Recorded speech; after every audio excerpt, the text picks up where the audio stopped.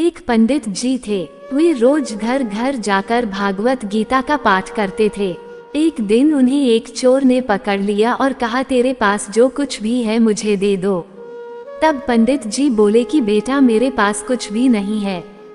तुम एक काम करना, मैं यहीं पड़ोस के घर में जाकर भागवत गीता का पाठ करता हूँ। वो यजमान बहुत दानी लोग हैं। जब मैं कथा सुना रहा होऊंगा, तुम उनके घर में जाकर चोरी कर लेना। चोर मान गया। अगले दिन जब पंडित जी कथा सुना रहे थे, तब वो चोर भी वहां आ गया। तब पंडित जी बोले कि यहाँ से मीलों दूर एक गांव है वृंदावन, वहां पर एक लड़का आता है जिसका नाम कान्हा है। वो हीरो जवाहरातों से लदा रहता है। अगर कोई लूटना चाहता है तो उसको लूटो। वो रोज रात को उस पीपल के पेड़ के नीचे आता है जिसके आसपास बहुत सी झाड़ियां हैं। चोर ने ये सुना और खुशी खुशी वहां से चला गया। वो चोर अपने घर गया और अपनी बीवी से बोला कि आज मैं एक कान्हा नाम के बच्चे को लूटने जा रहा हूँ। मुझे रास्ते में खाने के लिए कुछ बांध कर दे दो। पत्नी ने कुछ सत्तू उसको दे दिया और कहा कि बस यही है जो कुछ भी है। चोर वहां से ये संकल्प लेकर चला कि अब तो मैं उस कान्हा को लूट के ही आऊंगा।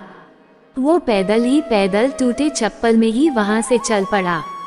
रास्ते में कान्हा का नाम लेते हुए वो अगले दिन शाम को वहां पहुंचा, जो जगह उसे पंडित जी ने बताई थी।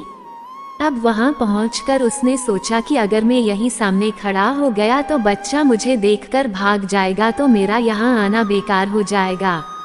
इसलिए उसने सोचा क्यों ना पास वाली झाड़ियों में ही छुप जाऊं।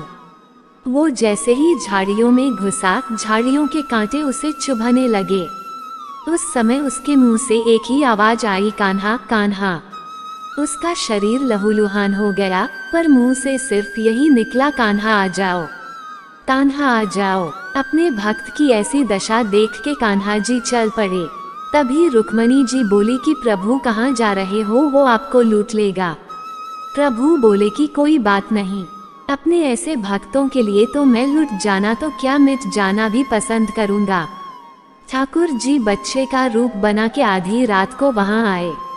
वो जैसे ही पेड़ के पास पहुँचे, चोर एकदम से बाहर आ गया और उन्हें पकड़कर बोला, ओ कान्हा, तूने मुझे बहुत दुखी किया है। अब ये चाकू देख रहा है ना, अब चुपचाप अपने सारे गहने मुझे दे दे। कान्हा जी ने हंसते हुए उसे सब कुछ दे दिया।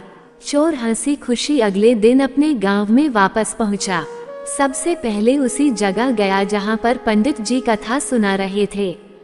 जितने भी गहने वो चोरी करके लाया था, उनका आधा उसने पंडित जी के चरणों में रख दिया। जब पंडित जी ने पूछा कि ये क्या है, तब उसने कहा, आपने ही मुझे उस कान्हा का पता दिया था, मैं उसको लूट के आया हूँ और ये आपका हिस्सा है। पंडित जी ने सुना तो यकीन ही नहीं हुआ। वे बोले कि मैं इतने सालों से पंडिताई कर रहा हूँ, वो मुझे आज तक नहीं मिला। तुझ जैसे पापी को कान्हा कहाँ से मिल सकता है।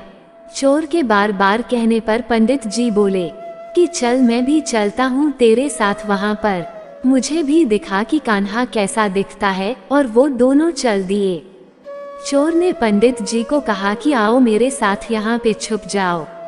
दोनों का शरीर लहूलुहान हो गया और मुंह से बस एक ही आवाज निकली, कान्हा कान्हा आ जाओ। ठीक मध्य रात्रि कान्हा जी बच्चे के रूप में फिर वही आए। दोनों झाड़ियों से बाहर निकल आए। पंडित जी की आंखों में आंसू थे, वे फूट फूट के रोने लग गए। चोर के चरणों में गिर गए और बोले कि हम जिसे आज तक देखने के लिए तरसते रहे, जो आज तक लोगों को लूटता आया है, तुमने उसे ही लूट लिया। तुम धन्य हो। आज तुम्हारी वजह से मुझे कान्हा के दर्शन हुए हैं। तुम धन्य हो। ऐसा है हमारे कान्हा का प्यार अपने सच्चे भक्तों के लिए। जो उसे सच्चे दिल से पुकारते हैं तो वो भागे भागे चले आते हैं। प्रेम से कहिए श्री राधे। मेरो तो गिरधर गोपाल दूसरों न कोई। धन्यवाद दोस्तों।